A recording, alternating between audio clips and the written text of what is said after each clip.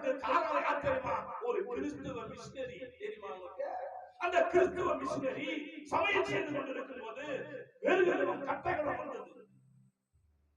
அந்த வெறும் கட்டைகளை வந்து அந்த சமையல் செய்யும் போது அந்த ஊடகத்துல கட்டைகளை போடுவாங்க. பார்த்தா கட்டா வந்து ஒண்ணு ஓலைச்சுவடி. வெள்ளக்கார மிஷனரி அது எடுத்து பார்க்கிறாரு. அது ஏதோ ஒரு புதுவிதமா இருக்குது. அந்த நாட்டு ராஜாவிடத்துல கொடுக்கிறாரு. அவர் சொல்றாரு, ஐயா இது திருவள்ளுவர் எழுதின ஓலைச்சுவடி, திருக்குறள். இது திருக்குறளுக்கு உயிர் கொடுத்தது யார் தெரியுமா? ஒரு கிறிஸ்துவ மிஷனரி. பெண்களுக்கு சம உரிமை சொல்லி பெண்களை படிக்க வைப்பதற்கு காரணம் யார் தெரியுமா? கிறிஸ்துவ மிஷனரி.